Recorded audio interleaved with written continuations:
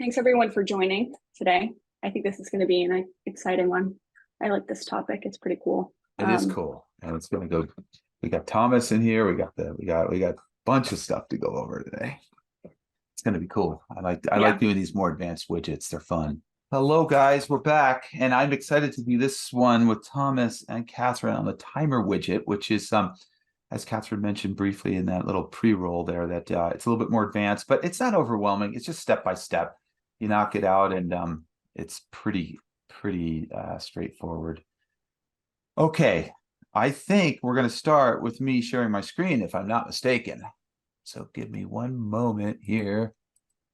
We're going to be jumping right into a singular dashboard here. Let me know if you guys can see my screen. I can see it. I think they probably can. Yes. All right, cool. So I've got a composition I'm going to open. It's called comp script timer color, and we will make this available to everyone. So let's open up this composition, take a look.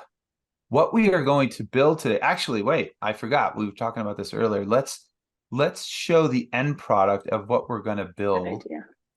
And so I'm going to just bring up the output of an app, and then Catherine is going to control that app.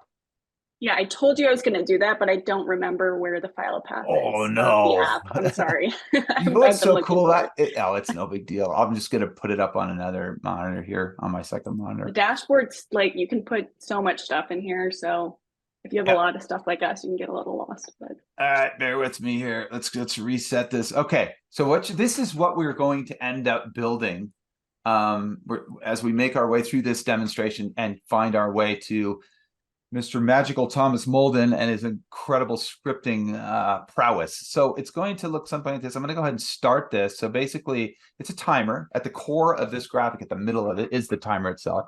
And the timer is going to click away. And when it gets to a certain time, it's going to change color, which is happening via a composition script that Thomas is going to go over with us.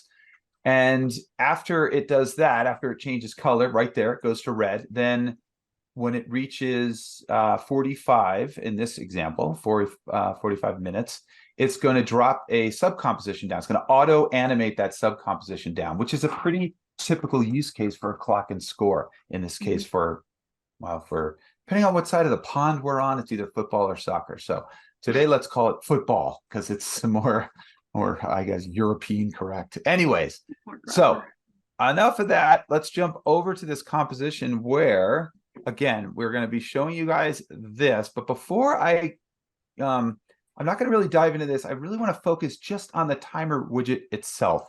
So what I'm going to do is I've got a subcomposition here called simple timer. And I am going to delete. Ooh, I must have left really quick, Stephen, do you mind zooming into your UI? Yeah, sorry about that. Yeah, sometimes that gets a little, let me know if that's a little better. Oh, thanks for the sign, the LED. I know, and Steven's got one.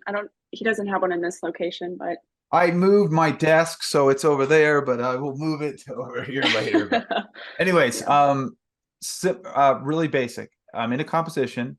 I've got a subcomposition called simple timer. I can name it anything I want. And now I'm going to do Control B on the keyboard, which brings up the widget. Again, I don't show these enough, but add widget. See the Control B? And I'm going to start typing in timer, and I see the timer widget. Okay, timer widget. You add it to your composition, and I always like to say this: absolutely nothing happens. What is this widget? Well, it's one of those widgets. I'm going to click on the tab here for timer, which exposes all the properties of the widget. It's one of those widgets that has its own subcomposition that has some pre-baked in features, I'll call them for you. Okay, so to see that happen, I'm going to open up the composition navigator. When I say see that happen, I need to hit this edit button. If you run into a widget like timer or current date and time, these widgets have need their own subcomposition. So watch when I hit this edit button. If you look here in the navigator, the reason I did that is you see a subcomposition auto-created for you. Okay, so I'll close this. And we do that because this widget has all of these amazing features. I'm not going to go into every one of these when I say amazing features, widget nodes, they're baked into the widget, right? They automatically show up, as opposed to many of you are familiar with making your own control nodes. So these show up. So let's do the most basic of those, of these widget nodes. We need a piece of text. We need the So text. literally you have to build your components of your timer, which Yep. might seem a little unintuitive, but it's actually incredibly smart because, I mean, there's so many different types of timers you could potentially build. So it's better to just start from scratch. Exactly. So I'm just going to take this text widget. I'm going to center it in the middle of the screen. I'm going to go to transform and just make it a little bigger. Okay. I won't even change the font. All I'm going to do is I'm going to connect the text to one of the widget nodes. They're down here, and I'm going to connect it to format. I'm not going to do anything else. I'm going to go back up the composition tree by hitting right here, simple timer, and you're going to see it. Now, why is it 0, 0, 0? Because there's no time enabled, right? Everything's set to 0, the default null 0 values. Okay, so if I do, for example, minutes, I just type in a 1, well, it seems pretty logical to add a 1. If I start this, it's going to start counting up. Why up? Well, because I don't have end time enabled. There's a little info button right here. The timer will halt when reaching the end time. Make the end time smaller than the begin time. Oh, that went away. For a count down. So if I simply enable this, it's going to count down. Okay, that's some really quick, Stephen, just to jump back to the format thing that you connected, if you dive in, you connected your text widget to the format widget node. And what is the format? You can actually define the format here. I don't know if we want to mention that. So there is a default format. Yes, defined. exactly. And that's defined right here. So basically you would never know, like, how would you know that it's HHMMM? And I'll get to that in 1 second. So if I, for example, remove these, you're going to see minutes and seconds, but you're not going to know what these are. How do you know what they are? We have this information right here, this help button right here. You're going to click on this. It's going to fire up a how-to on the widget itself. Okay, down here under the output, because that's where the section of the widget we were talking about, there is a formatting guide, right? So if I click here, I'm going to go to the formatting guide. We use moment.js. The only piece to this document that you really need to be really concerned about for this specific widget is down here. You can see the formats like HHH, right? 24-hour clocks, 12-hour clocks, minutes, seconds. These are all the formats. Just on a side note, if you use other widgets like current date and time, you definitely can take advantage of these other codes or tokens, as they call them here in their documentation, like there's years and formatting months and days, but we're staying focused on timer widget. So if I go back here, for example, back to the composition, if I get rid of like the first M, it's not too complicated. It's only going to display one value, right? You're not going to get two values. So I think it gets a little tricky when you have to understand the difference between capital and lowercase. I always have to go back to that documentation to remember.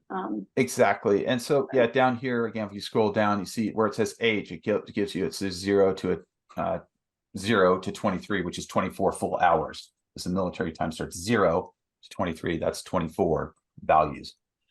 Whereas the H, the lowercase, is 1 to 12. So if I come back here to the composition, I showed you briefly how to set the end so it'll go up or down. Again, I'm going to reset and play. And business as usual in terms of these control nodes, what are the things that you want to add, right? Click here. I want the timer control. I want minutes exposed as control nodes in your user interface. So that's nothing new to anyone who's managed or created, shouldn't say managed, but created control nodes. There are a whole host of other things that you can do down here. I jumped back down into the subcomposition of the timer widget. All kinds of fancy effects that you can do. I think I'll just show you maybe just one, because this could go, we could go for hours on this. Let's just take a circle and let's just punch a hole in the middle of it and connect the start angle, right, to one of the widget nodes. Which one? Let's go to the seconds angle. Okay, that's it. Back up. And now when I play this, you're going to see this angle increase, right? So cool. Until it comes all the way around to 0. I don't really think it's necessary to go any deeper than that. You just have to play with all those possibilities. You can build, for example, a full, I don't know, sort of like ticking hands on a clock type effect, or a bar going across, progressing across the screen. Steven's built an entire analog clock with all of the hands and everything, which I think is pretty amazing. I did that, and I actually use current date and time. I'm glad you mentioned that, Catherine, because I'm just going to go back to the dashboard and just remind people. It's actually a pretty cool one, but the same principles, to your point, work. So under resources, if you really want to dive, it's down here. It's this guy, right? This one. It's the time widget example. It uses current date and time, but the same principles will apply. It shouldn't be confusing because it's a widget. It's a widget that has a widget nodes built into it, right? So it's got that subcomposition relationship. But yeah, go ahead and download this one, and I think it'll make a lot of sense. It's a bunch of gradient circles, and it kind of looks like a clock. But yeah, I'm glad you mentioned that because it is a very good example. So back up to here, into the composition, I showed you the format, which is important. The starting the clock to go counting up or counting down, adding control nodes. And I think the one thing I did want to show, I was chatting with Thomas earlier this morning, is fonts. I made another subcomposition in this demo called fonts. And what I'm showing you here is the difference between proportional fonts and monospace fonts. If you notice the clock on the top, it's kind of jumping around a little bit, or the timer on the clock. I'm sorry, the timer on this output is jumping. It's moving around, and that's because it's a proportional font, right? The space between the letters is proportional. Whereas a monospace font, the clock stays nice and consistent, right? It doesn't jump around. It doesn't move around on you. So that's important to know. If you want to know what fonts are monospace or proportional, you can simply, in the Google font families, you can simply go to, just do a search, Google fonts that are monospace. But in this case, I have two timers, this one and this one. Really quick on that, Stephen, actually in the font library, you can actually filter monospace or proportional, or I guess just monospace inside of it rather than going to Google Fonts. So just so you guys are aware. Yes, you can do that. And you do that by going here under the font and more fonts. And then you basically can sort by monospace fonts, load all fonts, and you're only going to get those fonts that are monospaced. So that's a nice little handy tool. So I've covered that piece to the puzzle. And I think for most clocks, you really want to use a monospace font because this gets a little bit aggravating when it's kind of jumping around on you all the time. I think with that, to keep the things moving on, I don't see any questions. Is there any We actually do have one. Mark asked if there was a timer we can use to count down to a specific time. For example, if an event is starting at 9 a.m. And the answer is yes. Does either of you guys want to? There is, and I think there's there is a countdown clock widget where you define the year, the month, the date, the hour, minute, and seconds to count. You want to count down, and then it stops at that particular time and date. Yeah, it's date and time countdown right here. Again, it uses a dedicated subcomposition, or so you need to hit the edit button. It generates it, drop a piece of text in there, and connect it to any one of the widget fields. So total days, weeks, hours, and what have you. But yeah, so the answer to that question is yes. And then if you go back up, you can see that there's an anchor date or time and time. Actually, I think you have to define a specific time if you were to click on that. Yeah, and it'll bring up a calendar so you can select, I want this time.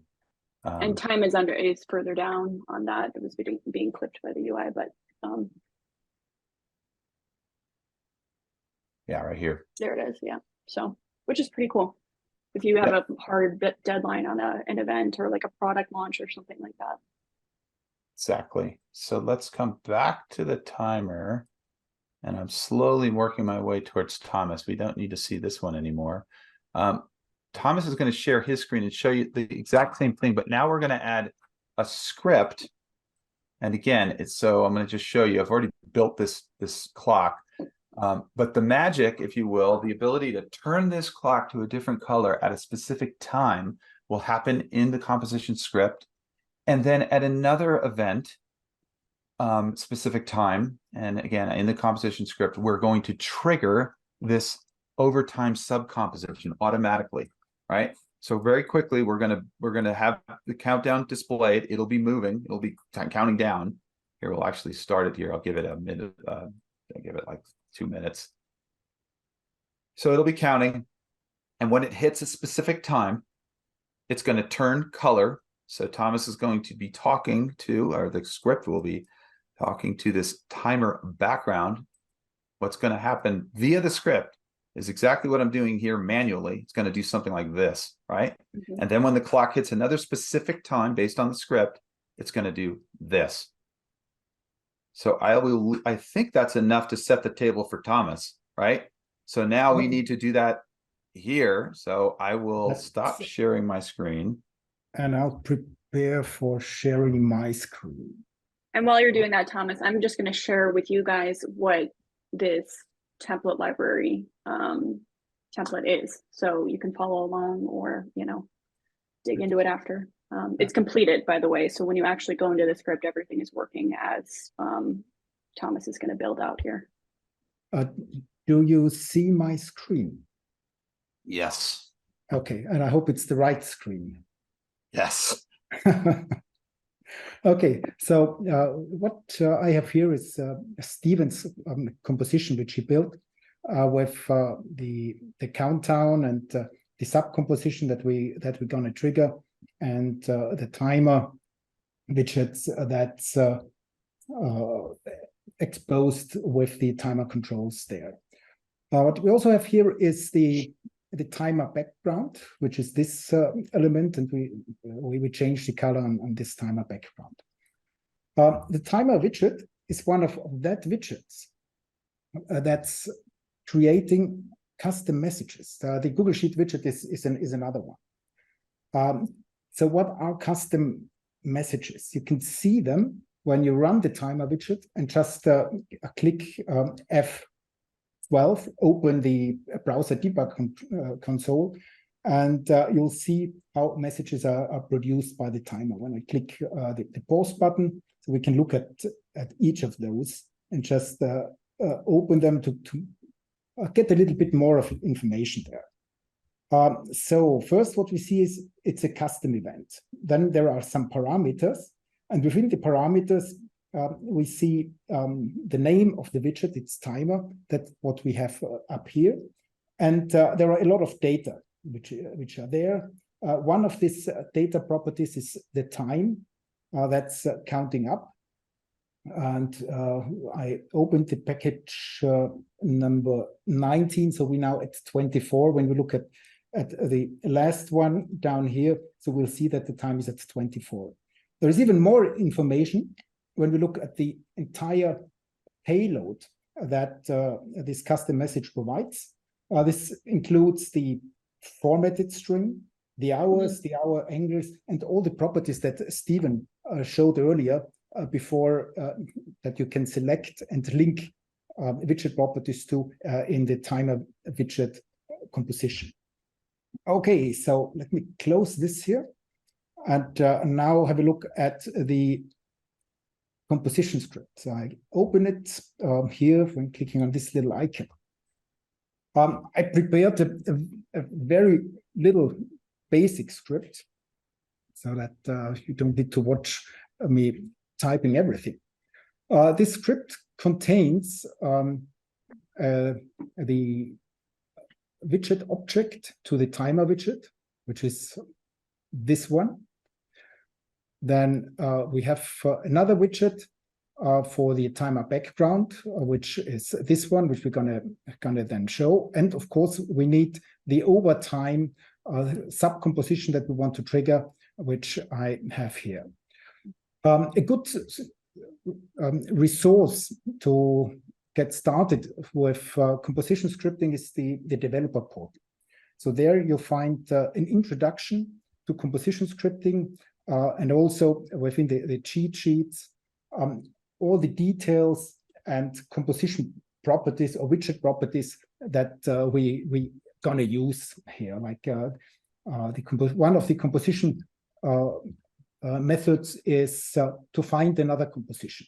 That's what we used to find the subcomposition over time. And there is a function where I can find a specific widget. That's the function we used for finding the widget object for the timer background. And it's all starts with com. That's the composition object that's returned from the init function up here. Okay, now let's get a bit further into it and have a look what we actually need. We need two or three things. The first thing is what we need is within the composition script, we need to get access to the period duration, which defines the limit where we want to change the color and also to animate in then the overtime subcomposition. I'll do that down here where I named initialization. So the first thing what I'll do is I'll get the payload, and it's the payload, and I'll get it from the composition, and the function is called getPayload2. I'll use the getPayload2 function, which is this one here. When you move a little bit further down, so there is the getPayload1 function, which returns an array of key value properties of the control node fields. The getPayload2 function returns a JSON object, which is easier to parse in our hand. Because when I want to get the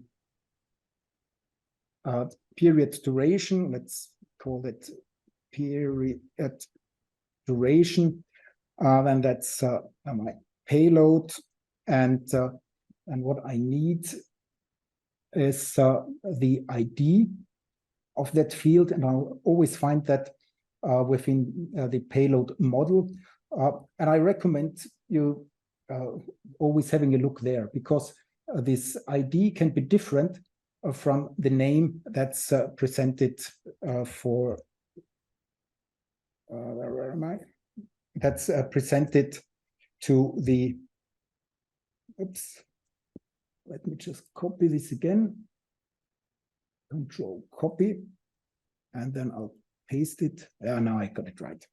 And this ID can be different to the label that you see here in the fill-in form. So now we have the period. The second thing what we need is, of course, we need the to get the timer value when this is changing.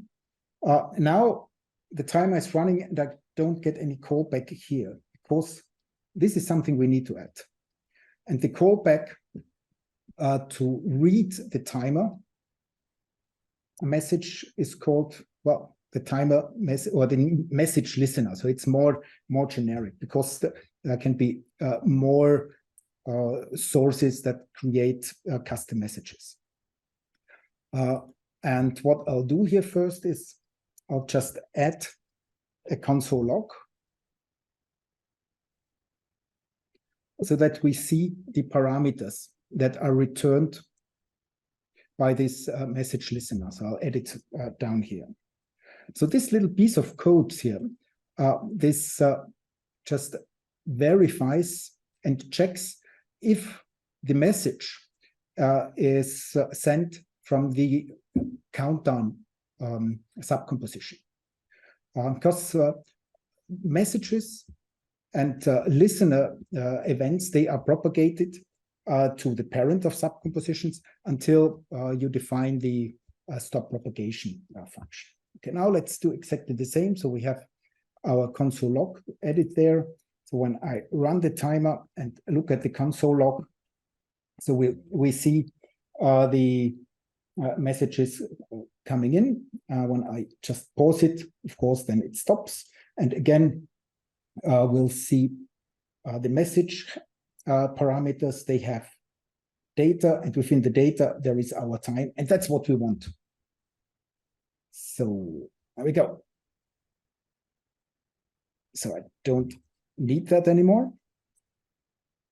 And what we do is we define an if, and what we say is, well, if the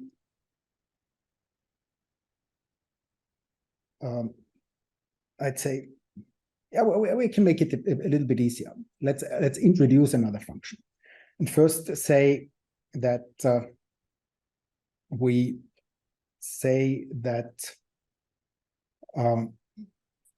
we check the data first. If the message params include a data section, because it could be that other messages or other widgets are sending messages as well, and they don't then contain a data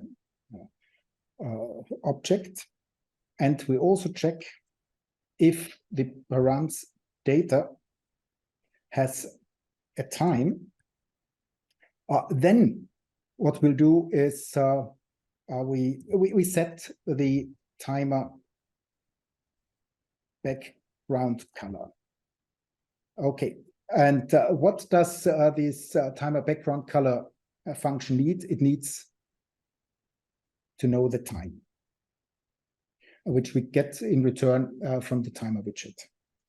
Okay, so how does this function look like? So this function, I'm going to define it up here. That's a function, and we'll send the time. And what this does is we'll check the time.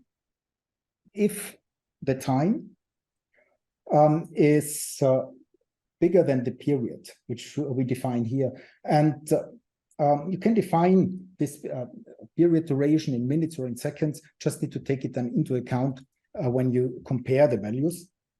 And what we'll see is if it's greater equal the period duration, and let's say it's defined in seconds or in minutes, so we multiply it by 60. And what should happen then? Then we want to set the color.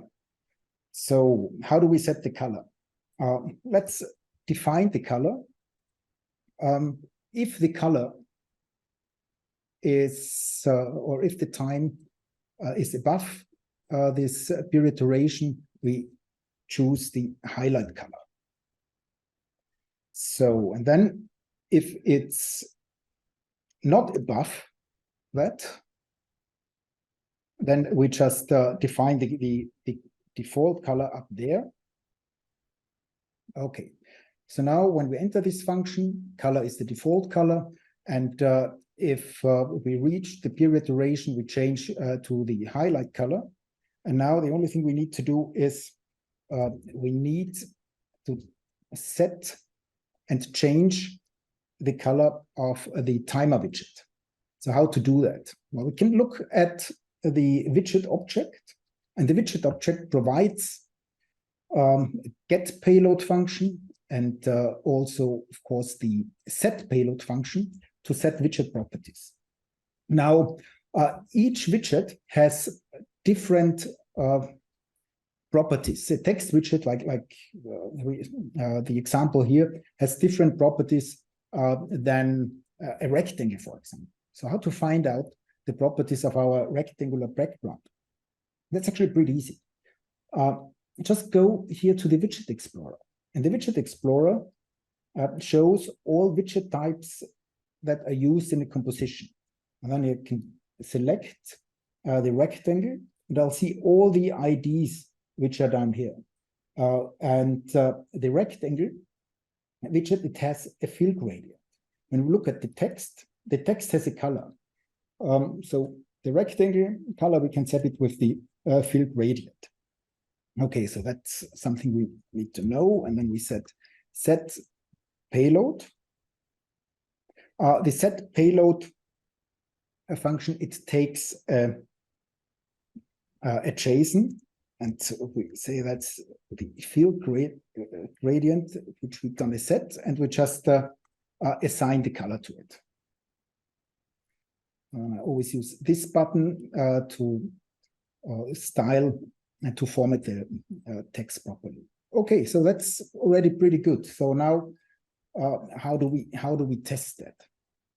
The easiest way to test is just let's play with these numbers, and when I change it, we already set the text depending, or set the background color depending what the value is here on the timer. So with 60. So in theory, I Use the mean, you could background. change any widget and property when it hits a specific time. It's really all sort of up to you and your imagination or your needs for your production. And if this is overwhelming to you guys, I mean, that's perfectly normal. If a lot of you that are watching aren't used to scripting, that's fine. That's why we have this template available to download. Everything is completely done, and then you can go in and reverse engineer it, or just use it for yourself. So what I just added is a variable called toState, and we'll start with the out state. And if we reach the end of the period, I'll set it to in. And I use this variable to set and to trigger the animation on the composition object. So the composition object has a get state, which gets the state of the animation. There is a jump to, which lets me to jump to the end state of a specific animation, and the play to. And I'll use the play to function. And that's my comp overtime. And we say play to, and we play to the true state. So now we added another function here. I'm going to just go a little bit back and play the animation again. Then once we reach the period duration, which is 60 seconds, the color changes, and of course the animation of the overtime subcomposition also is triggered.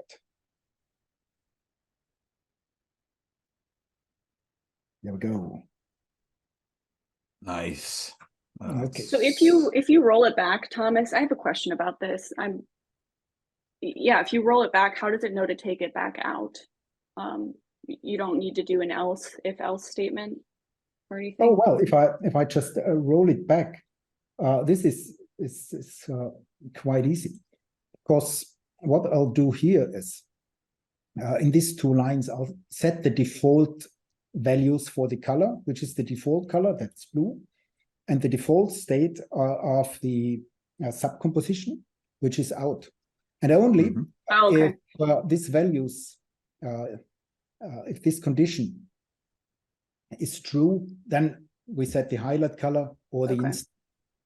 What Stephen showed before was that the color in the background changed slightly earlier.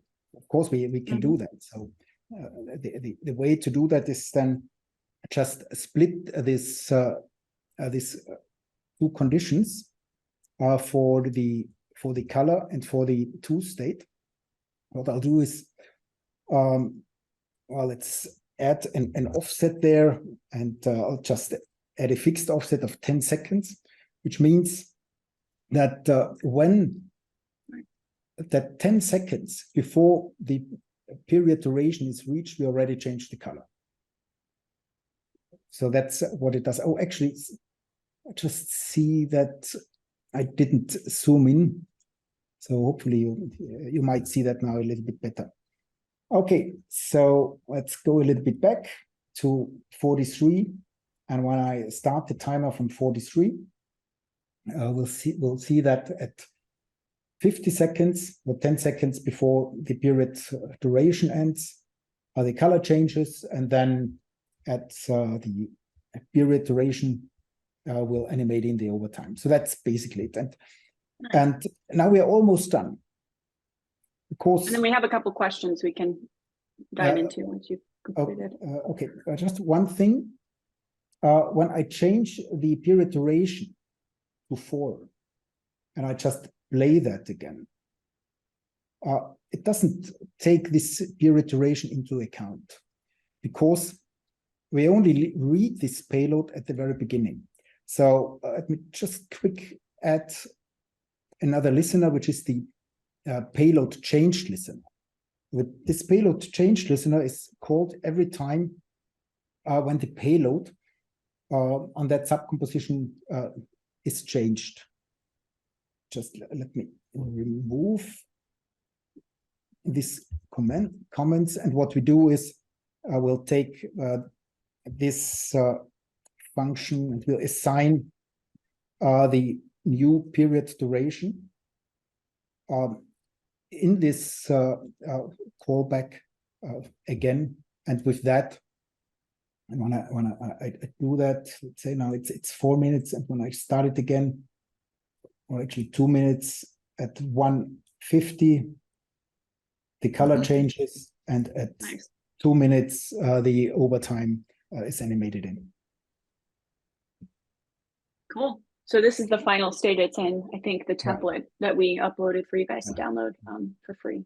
So this is everything you should. Of course, you can expose this offset. You can expose these default colors and highlight colors, or modify that. Create control nodes for that, and be more flexible on what should happen. Yeah, this is really cool. I one thing I wanted to make note of is a sort of a best practice that I see that Thomas does consistently, and it's at the top of the script, Thomas, where you're defining where you're doing the references, the define composition widget group references. See the WI timer background, comp, overtime. I mean, it's very logical to follow, right? WI short for widget, comp short for composition, right? Little things like that really are very helpful, because I deal with Thomas's scripts quite often, and he's extremely consistent on that. And I recommend that you do the same, because it keeps when you're jumping around between compositions and borrowing scripting between compositions, that kind of stuff is great. He also mentioned, Thomas, if you don't mind, click on any one of the control fields, the begin minute, because you did make reference. This is one I like to remind people of. Thomas mentioned earlier about the ID and the title, and that trips me up a lot. I know I trip Thomas up a lot when I build compositions. In this instance, they're the same. The ID and the title are the same, and we probably covered this in previous webinar or live streams about scripting. But they can be unique. Like if you want the ID to be camel case, that you can do that. The reason we have title and ID is that the user interface can be unique from the scripting references. So and when he says user interface, he means that the control app that your operators are working out of, they probably don't want to see some camel case long single word thing. It should be logical what they're clicking on. So it does make sense to change those. If you're, you can make them the same. You can make them identical. You can. You don't have to use. You could make them exactly the same, but it gives you the option to keep it camel case if that's something you prefer. So that's a kind of a minutia detail thing, but it can trip you up when you first start if those are different and you're referencing the title name versus the ID. So really, really elegant script, Thomas. I mean, I think it's the potential here is endless. I mean, you could have the overtime come out, and then after a certain time, when it reaches a certain time, it's game over or whatever you want. So, and again, Thomas did mention too, like the actual colors that it's changing to, there's nothing stopping you from exposing those properties as a control node, and just you can decide what that color should be based on the time. So rather than the hex super elegant, super elegant script, really light. I mean, it's very easy to follow. You don't even have to scroll up and down and you see the whole script. That's always a good thing. And so we've got a couple questions. I don't know if we want to dive into that. Sorry, Thomas, you were going to say something before. Yes. I read one of the questions that asks, is it possible to have the same effect on countdown timers? Of course, yes, it's you can have the same effect on countdown timers. What you then most would do is change this condition. Instead of the current time is bigger than the period duration, you'll say the current time is smaller than a specific limit that you define here, and you get then exactly the same effect. Can we do that really fast? It seems like it could be a quick thing. Let's try it. We start. So Thomas just jumped back into the composition and used that use end time checkbox that Stephen mentioned earlier to make it a countdown clock. Just in case you didn't see it, sometimes we move quickly. Let's see, where are we? Okay, now of course when we are bigger with our color, actually, we need to go up there because our limit is 1 minute. So when I go below 1 minute, we turn red, and I'll just start the countdown. Now it's counting down, and it's at 50 seconds because we didn't change this one. It's turning red. We can modify that easily. Let's say we want to have this at 10 seconds before. We'll just add a plus, and then this one jumps in, let's say, at once we reached this time. I also need to swap this condition. So now it should be actually fine. Let's go down there at 1 minute and 10 seconds. So 10 seconds before we reach this limit. It turns red, and then at 1 minute, the overtime comes in. Sure, we also can just set this to 0 and start, let's say, at 20 seconds.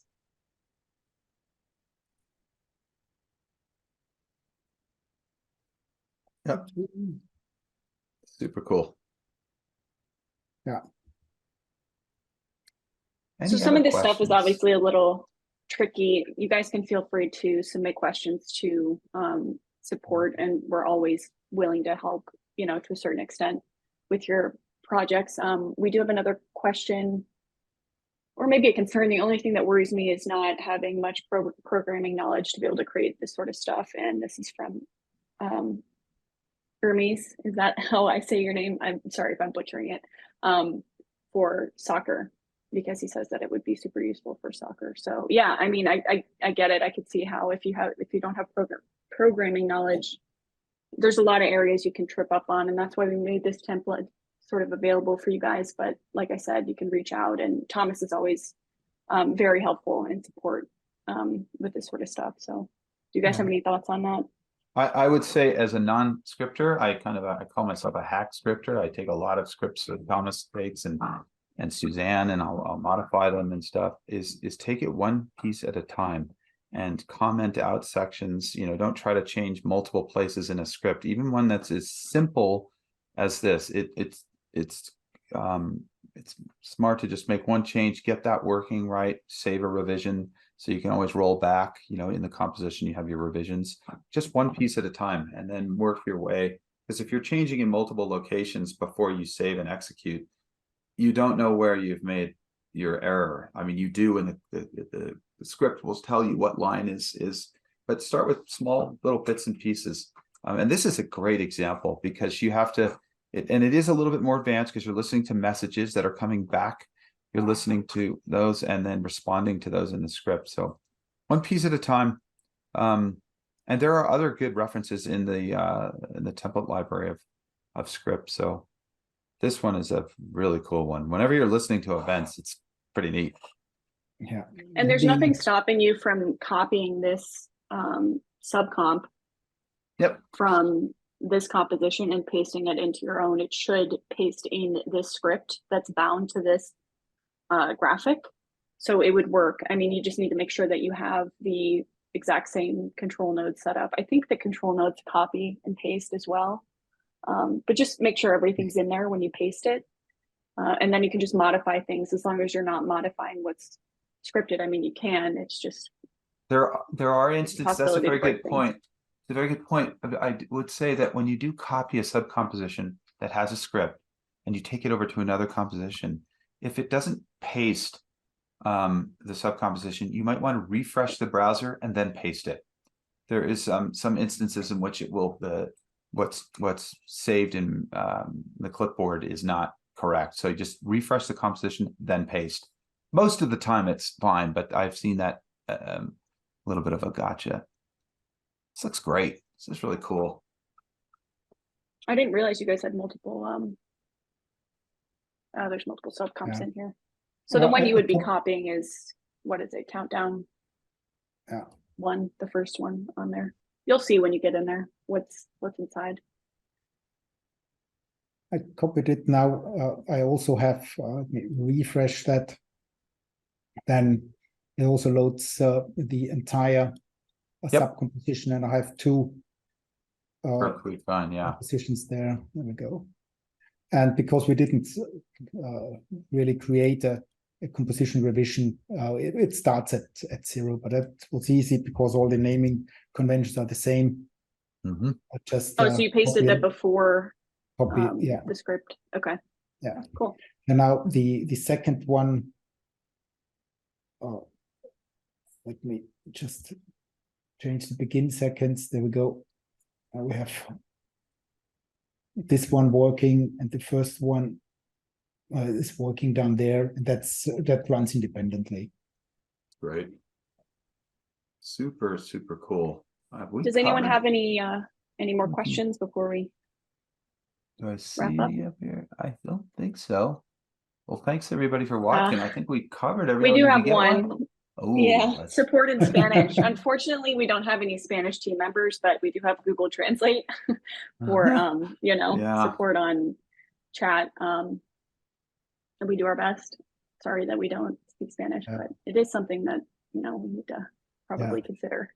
So yeah, if you have a specific requests, we're happy to create examples and publish them either in the template library or also add specific use case examples to the developer portal, which you then just copy and paste the code to your composition, or with a link and the reference then to the template library to download this example in particular. And this then should be quite easy to modify and adapt to your composition. We absolutely have a very large Spanish user base, as we've noted as of recently, which we are so thrilled about. It is a very good point. So maybe in the future we will have to get some Spanish going on with it. Or we have to take some classes. I mean, yeah, it's a very good point. I really appreciate that comment, because we hate to see people limited with the language. So I appreciate that comment, definitely. Yeah. Okay. I think it looks quiet. Thanks everybody for joining. I think this was a really productive demo. Thomas, as usual, awesome. Really cool to dive in deep, and it's a very elegant, simple script for someone to dive into. So we'll be doing this again soon. Catherine will tee it up. We'll be back. We'll grab Thomas. Thank you guys for your nice comments. I'm glad it was useful. It's got another comment that came in, and we will see you again soon.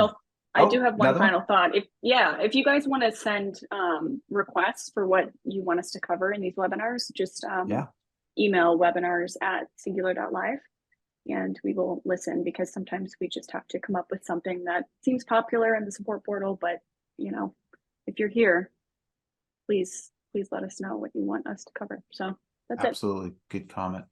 All right, guys, thanks for watching. We'll see you again soon. Take care. Thank you. Bye-bye. Hasta luego.